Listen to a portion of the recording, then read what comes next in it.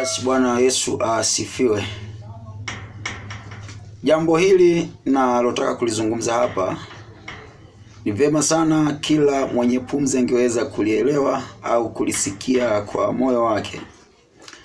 Hakuna mamlaka au utawala ambao utadumu miaka mingi kwa sifa njema ikiwa umeishi katika utawala wake kufanya maovu.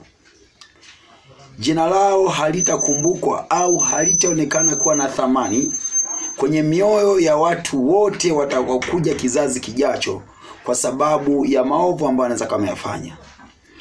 Nikusomea katika kitabu cha Isaya sura 14 nianze mstari wa 18 katika Biblia Takatifu. Anasema hivi: wafalme wote wa mataifa wamezikwa wote kwa heshima, kila mmoja ndani ya nyumba yake mwenyewe.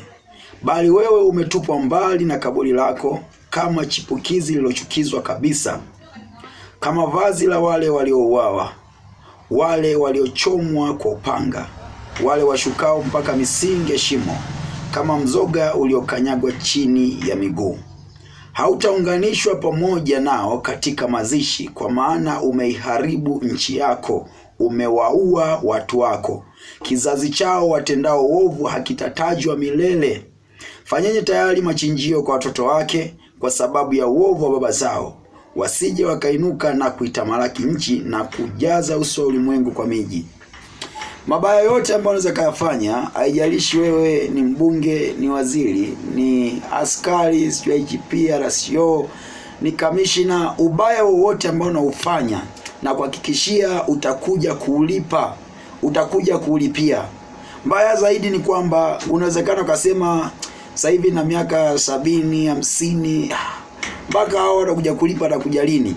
Basi unaleta matatizo kwa watoto wako. Na niseme neno hili kwamba aweza kuja kutokea mtawala katika taifa ambaye atafuatilia mmoja baada ya mwingine, kila mtu, kila kizazi ambacho mzazi wao ashawahi kuwa kwenye mamlaka na utawala wake ulifanya maovu na wewe ulikuwepo. Basi watoto wako watakuja kulipia kama sio wewe mwenyewe. Kama nilipokusomea hapa kwamba fanyeni tayari machinjio kwa watoto wake kwa sababu ya uovu wa baba zao. Fanyeni tayari machinjio kwa ajili ya watoto kwa sababu ya uovu wa baba zao. Mnaweza kuja kuponza familia zenu kwa sababu tu ya ubabe ambao mnafanya. Jina lako halitakumbuka kwa sababu wewe umeiharibu nchi yako badala ya kuitengeneza. Neno moja niweze kuzungumza kwa wakati huu mfupi sana ni kwamba tukae chini, tujadiliane ni namna gani tutaweza kuliweka salama taifa. Mauaji yanayoendelea, kuumizana kuna kuendelea, mimi nawahakikishia hayo hayawezi kuja kuleta amani. Hakuna vita itakayokuja kusimamishwa kwa mtutu wa bunduki. Hakuna amani itakayokuja kutokea kwa mtutu wa bunduki. Amani yoyote itakuja kutokea kwa kukaa mezani, watu wasikilizane nini tufanye. Sisi ni watoto wa baba mmoja, tunajenga nyumba moja. Kwa nini tugombaniane fito? Ni vizuri sana tukae chini, tuangalie ni kitu gani kinacholeta matatizo, tuweze kujadiliana. Nimesikitishwa sana na taarifa ya kwamba yule mwanaharakati wa haki za binadamu Mdude Nyagali amekutwa yuko nyumbani kwake, watu wamemchukua usiku, wamempiga, damu zinaonekana. Ni damu ya mwanadamu imemwagika juu ya ardhi ya nchi ya Tanzania. Damu ya mwanadamu inamwagika.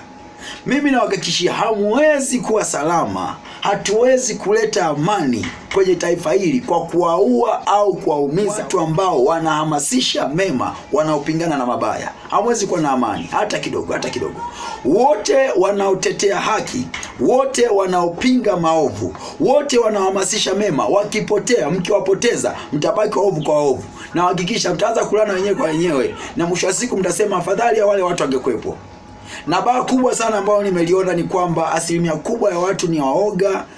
Watu ambao wanainuka kuwatetea kwamba jamani haya mambo yako hayasiwe hivi, au wenyewe ni waoga, wanasema jamani mnazidi sana. Na wakishia watakuja kunyamaza kimya watu wanaotetea haki, watu wanaopingana na maovu watanyamaza kimya, watauawa, watapotezwa, ndipo mtaanza kuona kwamba watu wale walikuwa na thamani au walikuwa na umuhimu wa kulindwa au kutunzwa. Hatuwezi kuleta amani kwa mtutu wa bunduki, hatuwezi kuleta amani kwa kugombana sisi kwa sisi. Ikiwa tunajenga nchi yetu, kwa nini tusipatane? Tukae chini. Jambo ambalo mimi nimeliona mara kadhaa, nimelizungumza. Mawazo yangu mimi ni kwamba ikiwezekana, kama tuna nia njema na taifa letu, tuvifute vyama vyote vya siasa, tukae chini, tujadili ni njia gani bora ambayo tutaendelea nayo kwa amani kulijenga taifa. Kama tutakuwa na vyama pinzani, lakini utofauti wa vyama utafanya tu tunagombana na kuumizana, vyama hivyo havina maana katika taifa letu. Kama tutakuwa na vyama vya upinzani, lakini hoja za vyama pinzani zitaonekana kama ni uchochezi, ni kuleta chuki dhidi ya serikali, basi hakuna maana ya kuwa na hivyo vyama vya siasa. Kama tutakuwa na vyama vya siasa vingi, alafu havina chachu yoyote katika maendeleo ya taifa, bali wanasiasa wenyewe kazi yao tu wamefanya kuwa vyama vya siasa na utawala ni kwa sehemu ya kupatia ulaji, sio kulijenga taifa, hakuna maana ya kuwa na vyama vya siasa. Ni heri tusiwe na chama chochote ndani ya taifa, tuendeshe tu hii taifa, liendeshe tu hata pengine kidikteta na mtu mwenye akili. Ubaya ni kwamba wote wamekuwa ni walafi wa madaraka, wote wako radhi kumwaga damu ili waendelee kubaki kwenye madaraka. Sasa hatuwezi kuwa salama kwa hiyo, hatuwezi kuwa salama na hatuwezi kusema tuna mapenzi mema nchi yetu. Mauaji haya yakiendelea, watu wakichoka, mimi nahakikishia itainuka vita ya wenyewe kwa wenyewe.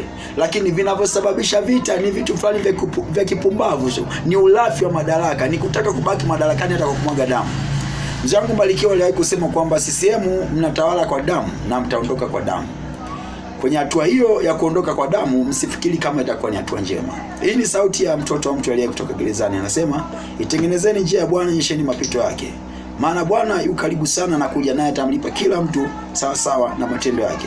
Hii ndio maana ile neno mara na sauti ya mabadiliko ni wito wa kujiunga na harakati hizi za kujenga jamii mpya yenye watu wapya katika nchi mpya ambamo ndani yake hakitasikika kilio.